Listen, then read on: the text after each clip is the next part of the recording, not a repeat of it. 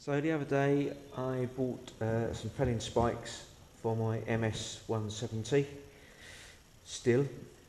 The chain adjuster is on the front of this model. So when you've got the saw set up with your bar on there,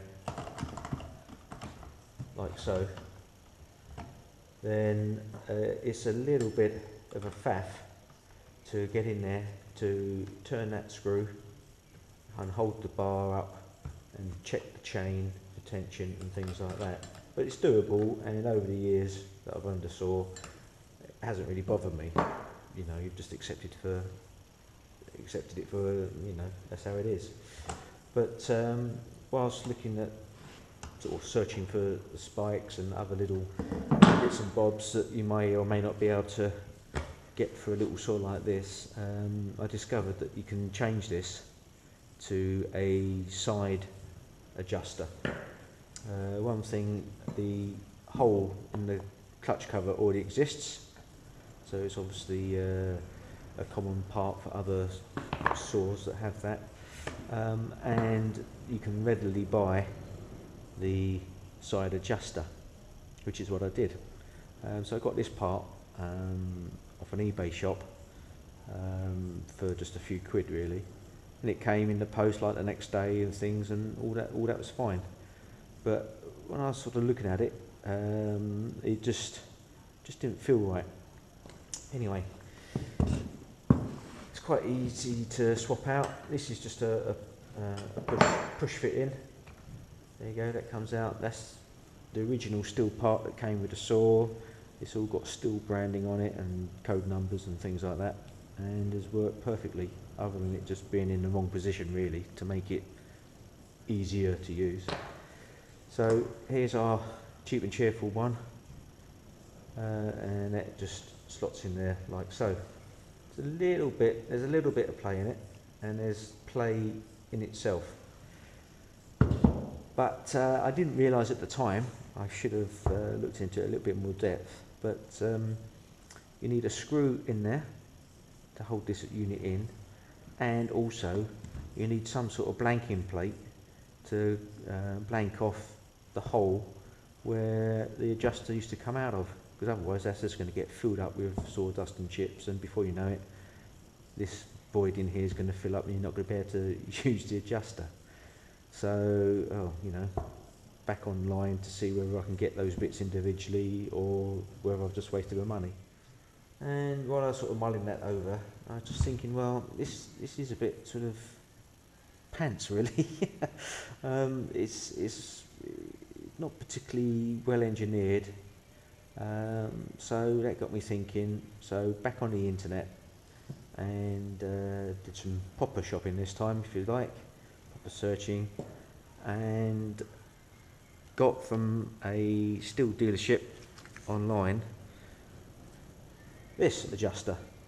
It actually came in a Stihl branded bag with all the part numbers on it, things like that, and it came as a little kit, and you get the correct Torx head screw that goes in there, and also you get just a bit of plastic indeed, but it's nevertheless it's the blanking plate that comes with it.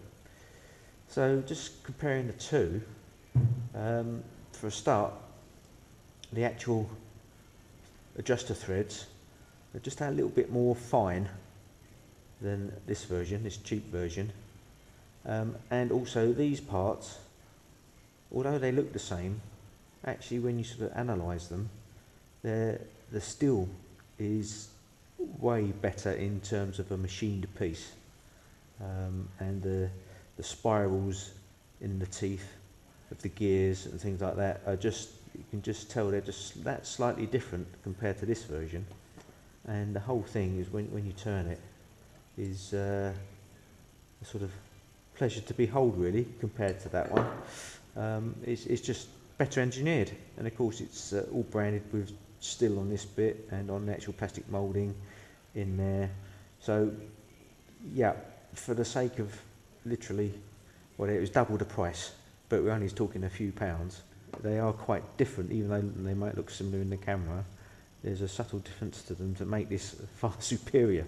and way more superior than the cost would suggest. So that just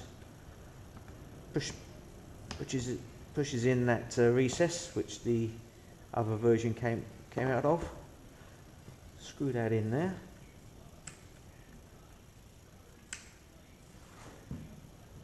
'27 tack head again. There we go. So by just turning that one way, turning that the other,